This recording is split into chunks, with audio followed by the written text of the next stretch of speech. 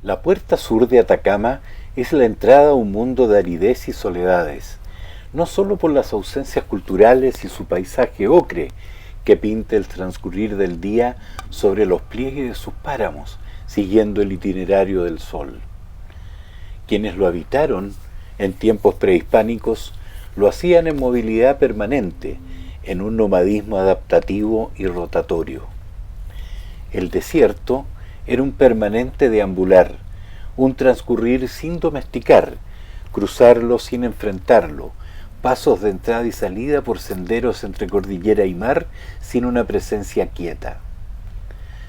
Así también, el desierto fue abordado por la vía del ferrocarril, en una colonización que sólo infringió una muesca, una hendidura de fierro leve a su inmensidad.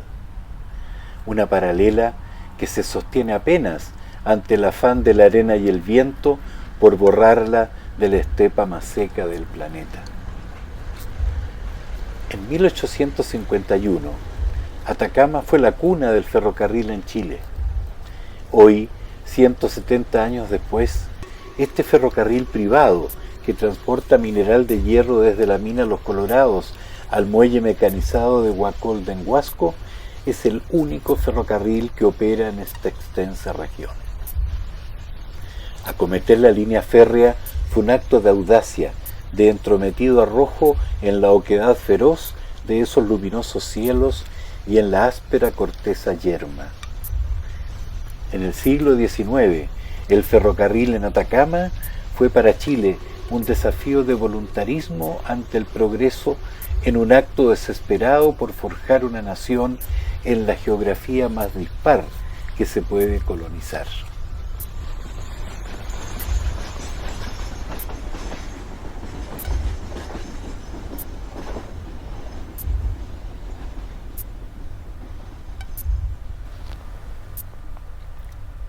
Las locomotoras a vapor cruzaban serranías y estepas donde no había carbón sino a miles de kilómetros, y solo se contaba con esquivos resumideros de agua apropiada para sus calderas. La estación de ferrocarril entonces se convierte en un imperativo de supervivencia, de resguardo ante lo impredecible. Fueron concebidas como puntos de encuentro, de intercambio de pasajeros y de carga, entregando consistencia también a otras prestaciones básicas. En esencia, son puntos de control de movilización de los trenes, de repostaje de las locomotoras y de resguardo ante los imprevistos del viaje. Por lo general se proyectaron entre sí en tramos de 12 a 14 kilómetros, como la norma ferroviaria lo estipulaba. Desde las alturas, la estación aparece como un lunar de civilización en el paisaje incólume del desierto. Sus ocupantes estaban asistidos por las cuadrillas de carrilanos que en sus rondas realizaban la mantención de la vía y por empleados en comisiones de servicio para los controles administrativos. El paso de los trenes era el vínculo con el mundo exterior, con la modernidad, un ir y venir hacia las ciudades distantes. Aquí llegaba la correspondencia, mensajes por el telégrafo, encomiendas y encargos, diarios y revistas, entre otros menesteres. La estación fue también el cordón simbólico de pertenencia a un mundo mayor, ajeno al devenir de esos lugares lejanos visitadas diariamente por el tren. Las había para unir los enclaves mineros de temporalidad acotada y transitoria. El ramal ferroviario permanecía mientras el yacimiento fuera rentable y el asentamiento contara con población para ser abastecida. También estaban los paraderos de carga, con un desvío y solo cancha de acopio de mineral y nada más. Las estaciones que perduraron fueron las de aquellos pocos centros urbanos apegados a la costa y sus puertos, o las terminales de un ramal junto a la cuenca de un intermitente río.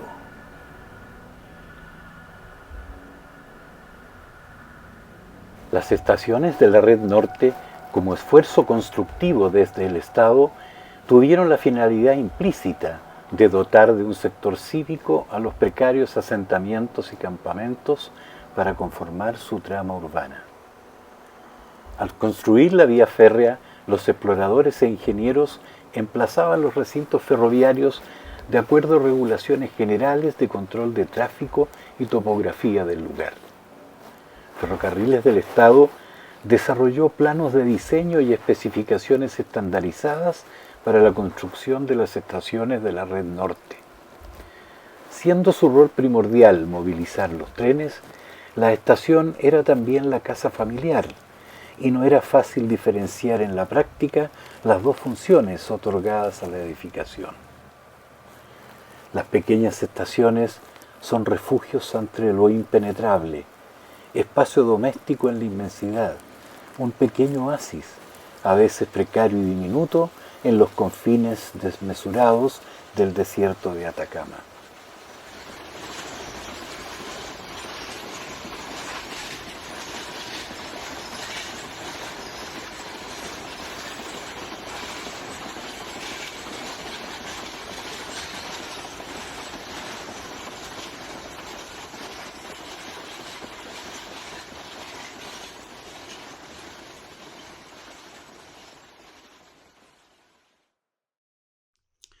Justo a mediados del siglo XIX, el norteamericano William Wheelwright, con su adelantada capacidad realizadora, concretaría con capitales privados chilenos la idea de Juan Muat de construir un ferrocarril para satisfacer el auge minero de la región de Atacama. Wheelwright exploró personalmente la entonces caleta de Caldera y con rapidez obtuvo los permisos para realizar la trama urbana, instalaciones portuarias y ferroviarias que convertirían al puerto en un centro mercantil de primer orden.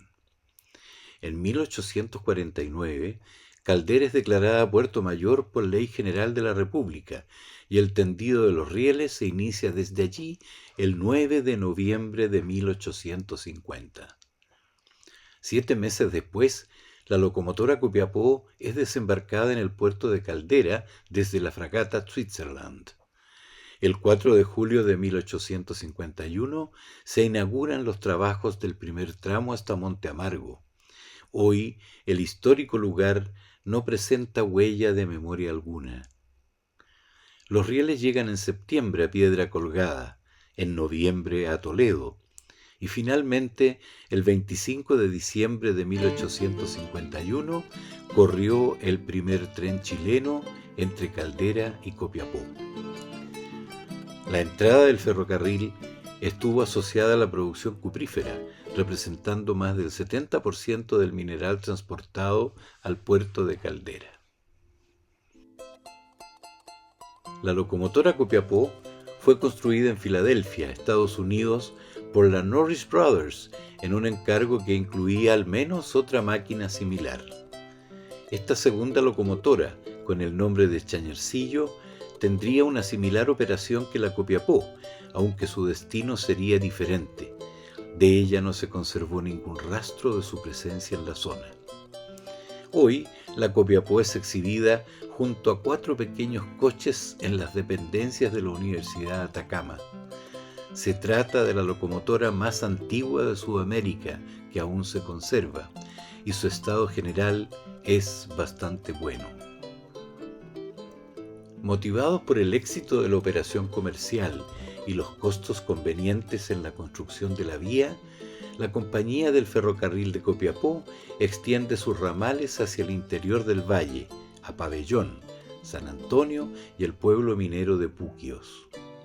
Wheelwright proyectaba un ferrocarril bioceánico que uniera el Pacífico y el Atlántico, que activara las regiones centro-norte de Chile y Argentina.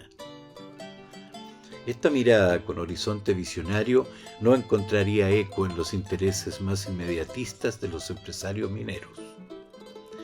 En 1911 comienza la explotación del ferrocarril de Copiapó por administración estatal, al ser adquirido por el gobierno ante la declinación en la actividad minera condicionada por los precios internacionales y la baja ley resultante en la explotación de los yacimientos. La estación de Copiapó reviste la importancia histórica de haber sido el centro operativo gerencial del primer sistema ferroviario del país, que impulsó el desarrollo de la entonces provincia de Atacama. Desde 1912 formará parte del ferrocarril longitudinal norte, desde Iquique a La Calera, quedando Copiapó como el punto ferroviario más importante de Atacama. En 1854 ya se contaba con una estación que se construyó para albergar de manera concentrada las instalaciones para las vías de la floreciente compañía del ferrocarril de Copiapó. El edificio estación, construido en madera y paredes de tabiquería de barro y caña, combina elementos de monumentalidad neoclásicos con estilo colonial americano. Tiene adosados un hermoso hangar de madera, albergando los convoyes de pasajeros con sus equipajes. A ambos costados de la estación se disponían las casas de los funcionarios de la compañía y del personal, conformando un armónico conjunto arquitectónico precursor de los complejos industriales habitacionales del país. Está emplazada sobre una vasta explanada que permite dar realce a su fachada sobre la avenida Juan Martínez de la ciudad, manteniéndose hasta nuestros días la monumentalidad de su frontis.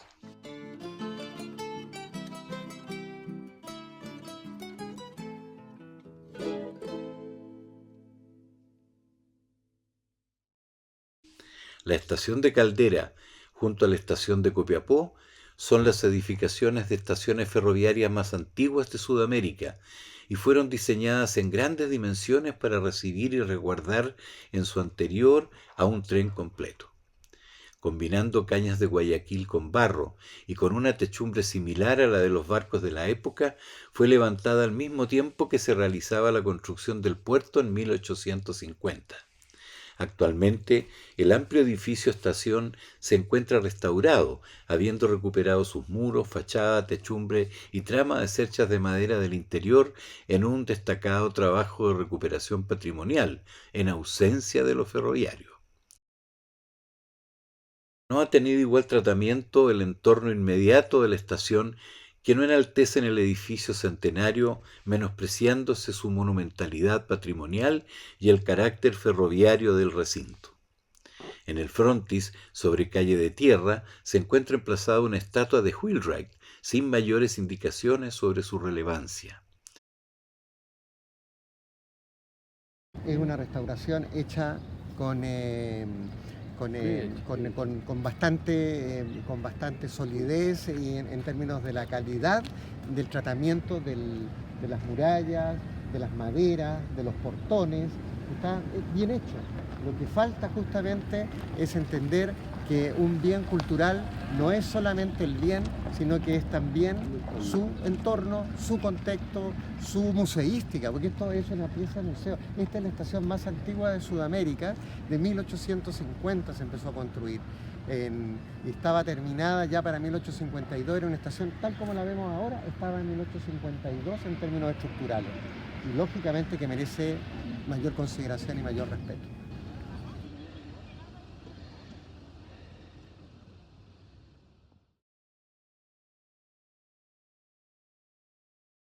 El Estado de Chile, buscando la conectividad e integración en la zona norte del país, realiza la construcción de tendidos ferroviarios que impulsen las inversiones y actividades socioeconómicas regionales. Estos ferrocarriles transversales nacen en el puerto correspondiente, que le dará salida a la producción de los yacimientos mineros del interior. En enero de 1888 se encargó la ejecución del trazado definitivo de una línea férrea entre Huasco y Vallenar, donde empalmará en 1913 con la vía del longitudinal norte. En Huasco, la línea férrea entraba al radio urbano, alcanzando lo que llegaría a ser el centro de la ciudad. Hoy solo quedan vestigios de la faja vía. La antigua vía y los desvíos que se mantenían orillando la costa han sido levantados para la construcción de la actual costanera, borrando los signos de su pasado ferroviario. Permanece con un buen trabajo de restauración la casa del jefe de estación, que hoy alberga la biblioteca municipal. En su trayecto por la ribera del río Huasco hacia Vallenar, la vía original pasaba por las localidades de Freirina, Nicolás, Aloncomilla y Buena Esperanza. La estación Vallenar es la más importante en el extenso tramo entre La Serena y Copiapó, con instalaciones ferroviarias propias de una estación de primera categoría, todo un complejo ferroviario. Desde 1913, la estación fue el punto de inicio del pequeño ramal a Pedro León Gallo hacia el oriente de Vallenar. En los inicios de los 60 se construyó el tercer y actual edificio de la estación con un estilo arquitectónico sólido de una planta como las construidas en Chañaral e Illapel. Tú me decías, Derek, que en Inglaterra valoraría mucho una estructura, un edificio como condiciones. ese sería lo que se llama un listed building, por lo tanto con un reconocimiento de su valor histórico y protegido,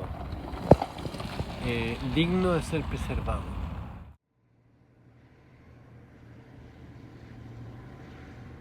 Uno de los últimos despliegues de líneas férreas en el país es el tendido de 14 kilómetros que la compañía Aceros del Pacífico, CAP, emplazó entre la mina Los Colorados y su conexión con la vía del Longino, en el kilómetro 765, llamado Empalme Norte. Desde allí se dirige hacia el sur, a Vallenar, y entronca con la vía del ferrocarril de Huasco. De este modo, la producción de preconcentrado de hierro de este yacimiento es transportado a la planta de pellets y a sus canchas de almacenamiento aledañas al muelle mecanizado del puerto de Huacolda. Su construcción se realizó entre enero y octubre de 1991. Reemplazó la actividad ferroviaria que cesó por el agotamiento de la mina Algarrobo, ante lo cual CAP inició la producción del yacimiento de Los Colorados. Los trenes son operados mediante un contrato por la empresa Ferronor, que para estos fines tiene su centro de operación ferroviaria en el recinto de Llanos de Soto. Los convoyes realizan un trayecto de 109 kilómetros utilizando un tramo de la red longitudinal entre Empalme Norte y Vallenar para entroncar allí con la vía del ferrocarril de Huasco. En la actualidad, Ferronor es la operadora del tramo entre Maitencillo y Empalme Cap, con prescindencia de algún agente ferroviario estatal. Los embarques se realizan a través del puerto mecanizado de Huacolda, al que se accede por la vía férrea que cuenta en el sector puerto con 2 vías y tornamesa para su operación.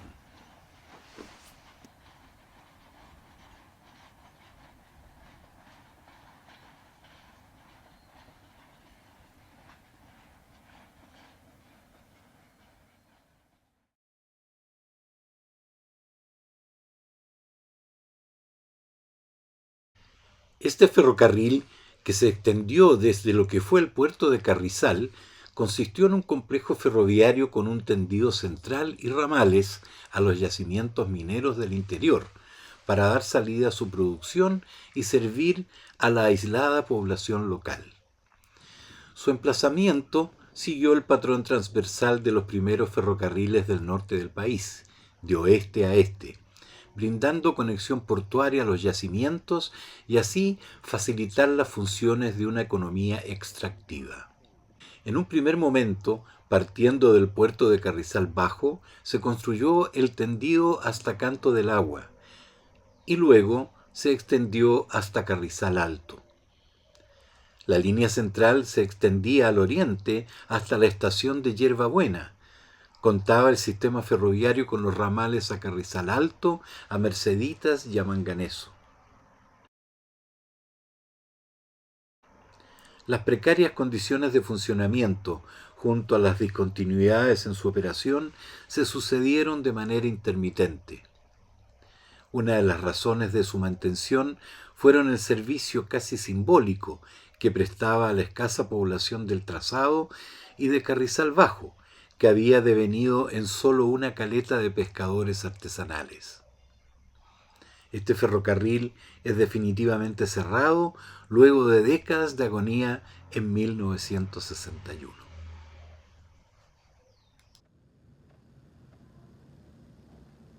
Estas eran las oficinas del ferrocarril de Carrizal.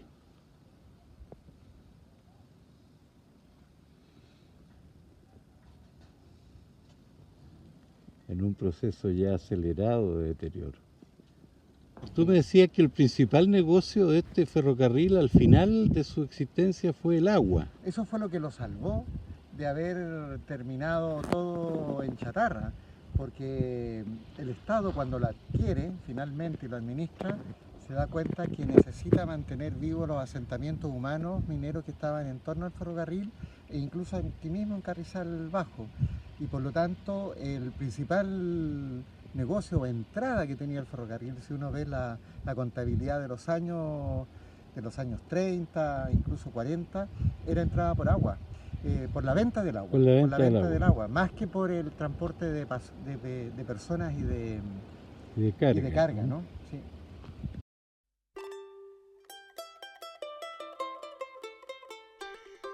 La red longitudinal norte es una premisa central para la conformación de la nación, para asegurar la integración del territorio, alcanzando la unidad política, símbolo de una república. Era el ideario del presidente José Manuel Balmaceda, que será concretado por el presidente Pedro Montt 2 décadas después. En Atacama, esta red ha estado compuesta por un trazado que en dirección sur-norte abarca 289 kilómetros y comprende 29 estaciones y paraderos.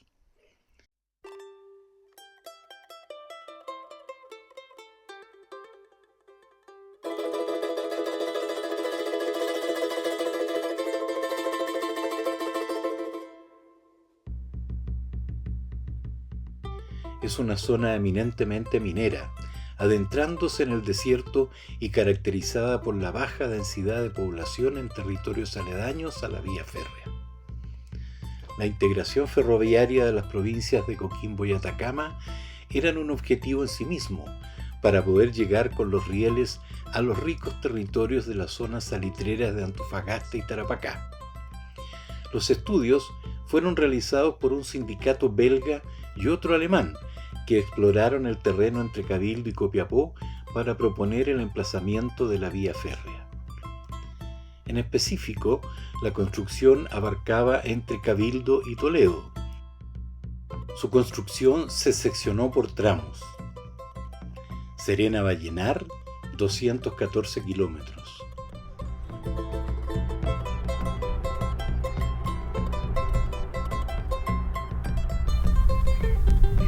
Curva en 90 grados anunciaba la llegada a Incahuasi, la puerta de entrada a Atacama, la cuna del ferrocarril en Chile.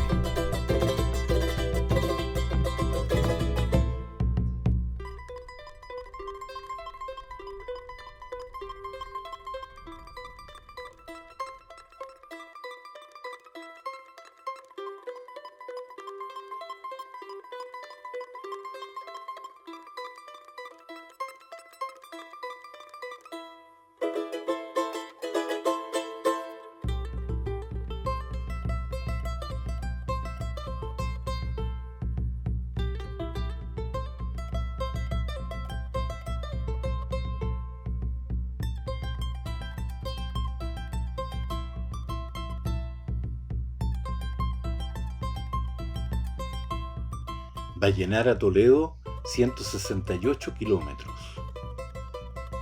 Estas obras implicaron grandes esfuerzos técnicos y humanos en zonas deshabitadas, sin enclaves de avanzada, por el interior de estas regiones apenas hasta entonces exploradas. La elección para el emplazamiento del trazado no fue afortunada. Se escogió la alternativa más dificultosa y arriesgada que permitiera una operación exitosa luego de su construcción. se impuso por la fuerza de los hechos el trazado por el interior, más árido y despoblado que la costa. Quería evitarse un posible ataque marítimo que destruyera la vía, cañoneada por barcos en una hipotética conflagración. No fue necesaria una guerra para su destrucción. Bastó el abandono y la codicia.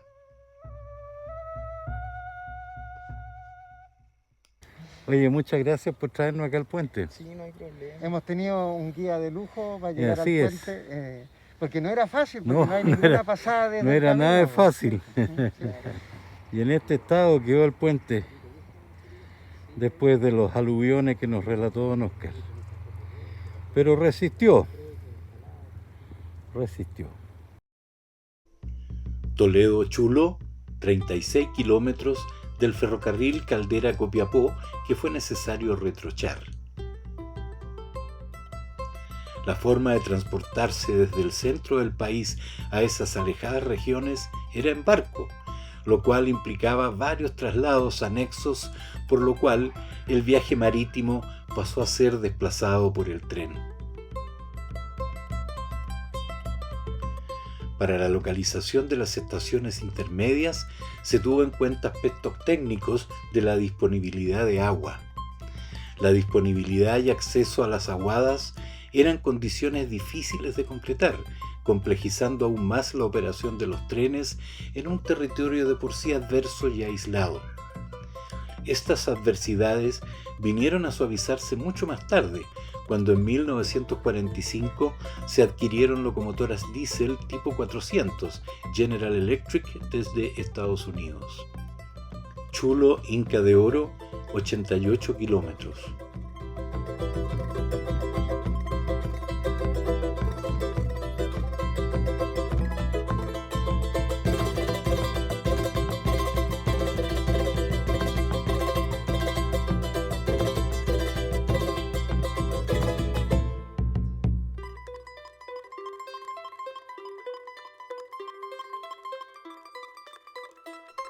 Inca de Oro, Pueblo Hundido, 65 kilómetros, conectando con el Empalme 2.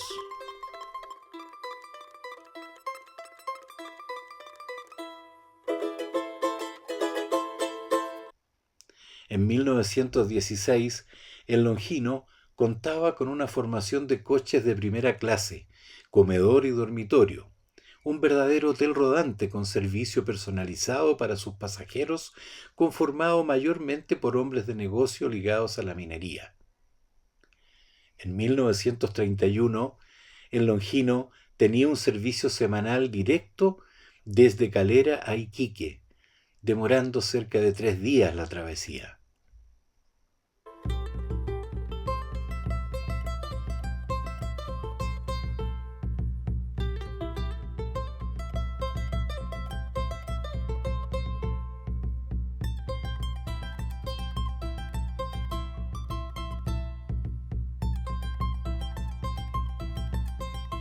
Pueblo Hundido, Altamira, 91 kilómetros.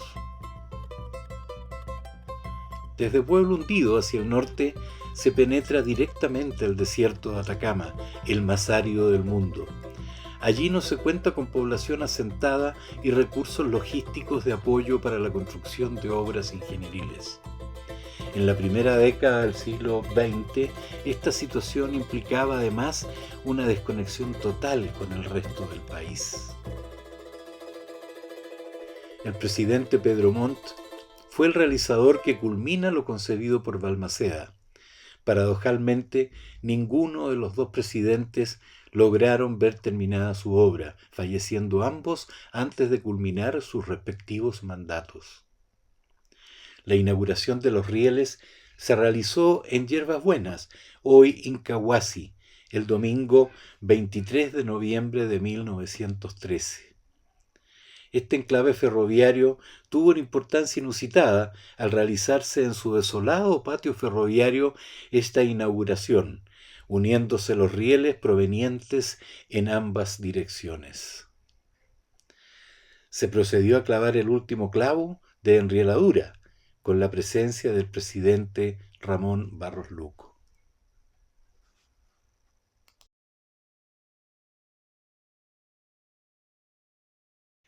El ferrocarril de Chañaral fue un esfuerzo de particulares atraídos por invertir en dar salida a la producción minera de esta zona fronteriza de la provincia de Atacama.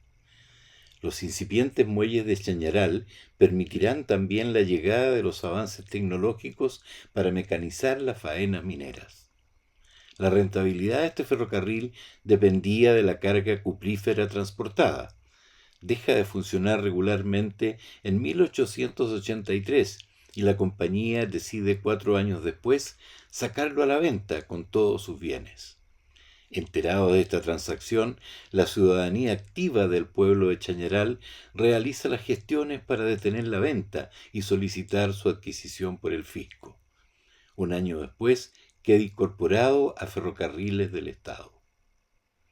Durante el siglo XX, el ferrocarril de Chañaral queda conectado con el ferrocarril de Potrerillos, conformando un sistema ferroviario de cordillera a mar de 157 kilómetros, transportando la producción de cobre industrial de este complejo minero. El ferrocarril de Potrerillos ha sido desde su origen un ferrocarril cuprífero de montaña. Su trazado desde Pueblo Hundido comunica con la fundición y ex yacimiento de Potrerillos a 2.880 metros de altitud. Jugó un rol estratégico para la gran minería representada entonces por la Andes Copper Mining Company y más tarde por Codelco. Su origen está en la concesión otorgada al ingeniero y explorador norteamericano William Braden en septiembre de 1915, traspasada al año siguiente a la Potrerillos Railway Company con directorio en New York. La familia Forsyth registró en 1935 escenas de la vida cotidiana en Potrerillos y el trayecto hasta Barquitos, recopiladas por George Gilo.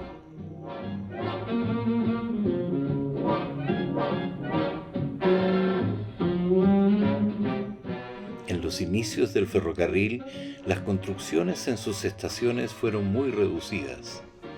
Se habilitaron casas para camineros y para los encargados del tratamiento del agua en solo 5 estaciones: Pueblo Hundido, Llanta, Río Sal, Enganche y Cortadera.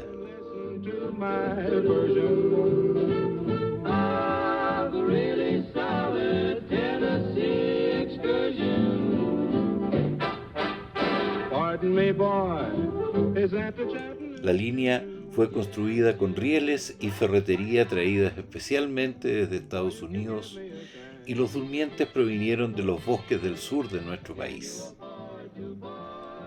Los grandes estanques de acumulación de agua y el sistema de cambios de vías vistos desde los cerros circundantes entregan la sensación de un ferrocarril minero norteamericano.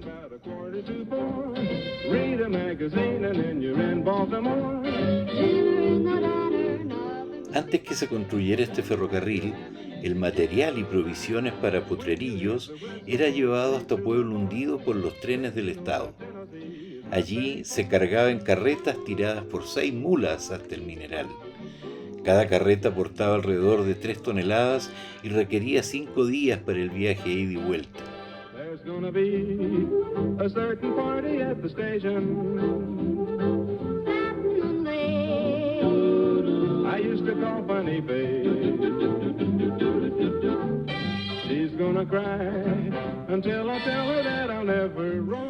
A fines de los años 60, con el proceso de la chilenización y posteriormente en la década de los 70, con la nacionalización del cobre, el Potrerillos Railways experimentará varias transformaciones en su gestión. Como sociedad anónima, dejará de existir en 1971 y se retirará Guilford Hamilton, último superintendente de Potrerillos Railway Company.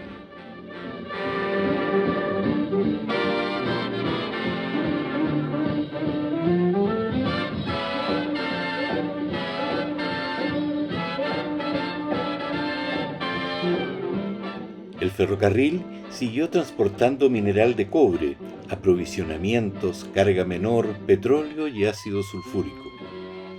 Se constituye en un caso extraño en que un ferrocarril de principios del siglo XX se mantiene continuamente en servicio.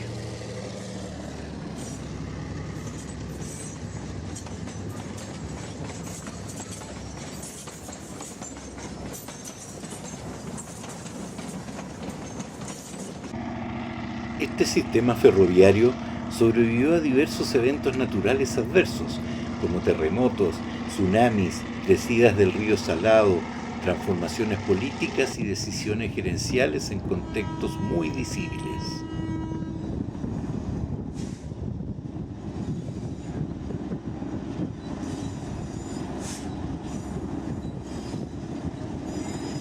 Su evidente funcionalidad para la minería del sector más septentrional de la región de Atacama perduró hasta el fatídico 25 de marzo de 2015. Intensas lluvias en la precordillera generan inusitados aluviones que arrasan en la cuenca del río Salado con las instalaciones y más de 2/3 del tendido de la vía férrea. Los efectos y daños son enormes, lamentándose pérdidas de vidas humanas, viviendas e infraestructura vial.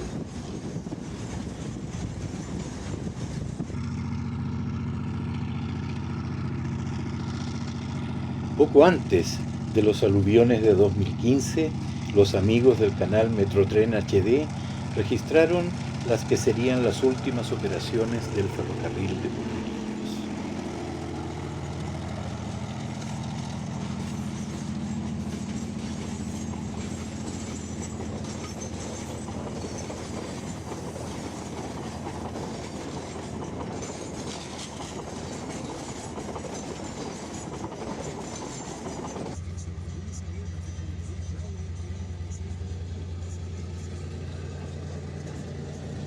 Con bastante coraje y resiliencia, las ciudades y localidades se levantaron nuevamente y la red caminera se reconstruyó incluso con un mejor estándar. Solo el ferrocarril quedó en abandono en su estado de destrucción y abatimiento. Un nuevo evento de aluviones en 2017 sepultan cualquier intento de restablecer su trazado devastado.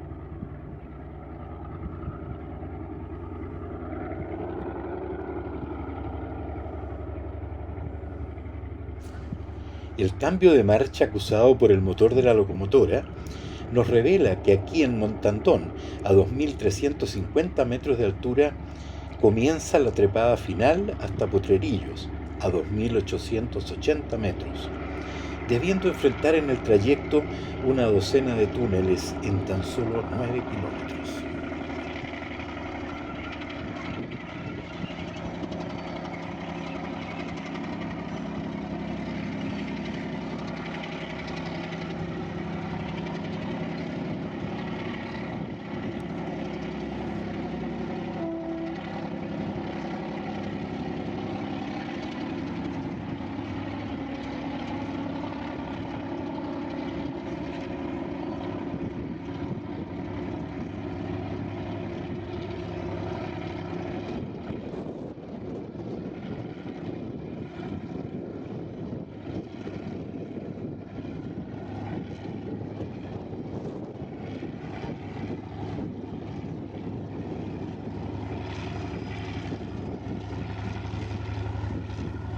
Este es el comienzo de la caminata en dirección a Potrerillo, a la altura de Montandón.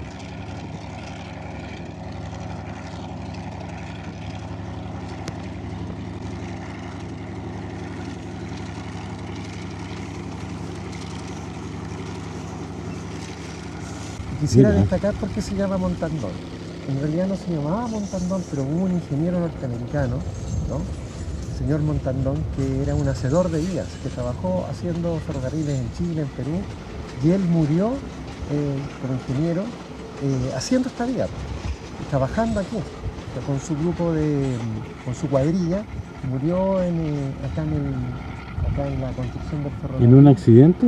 En un accidente en una motorriel. No. Un despeñadero, se despeñó en la motorriel y murió él con su acompañante, con los obreros que lo acompañaban, y en honor a él, ese punto se llama Montandón.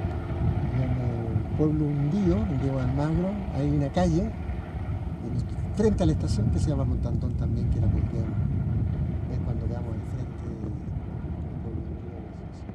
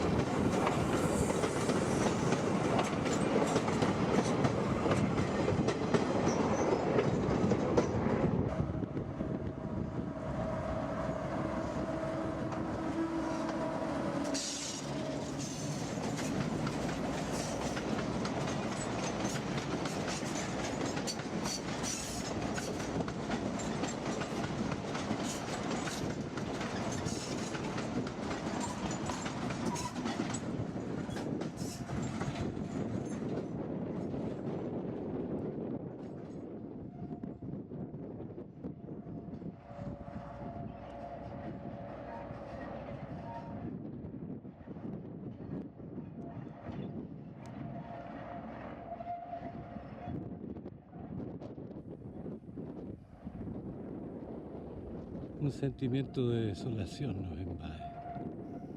Lo que no pudo destruir con sus decisiones la acción humana directa, acá ocurre por la fuerza de la naturaleza y la acción humana indirecta, dejando esta inmensa obra de infraestructura en desuso y desolación, porque todo se reconstruyó y restableció, menos el ferrocarril.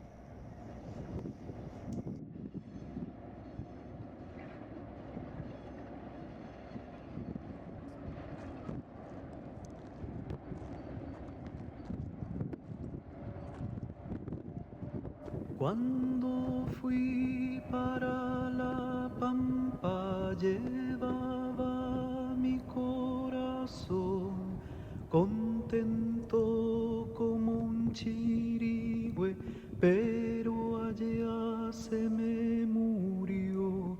Primero perdí la pluma y luego perdí la voz. Y arriba quemando el sol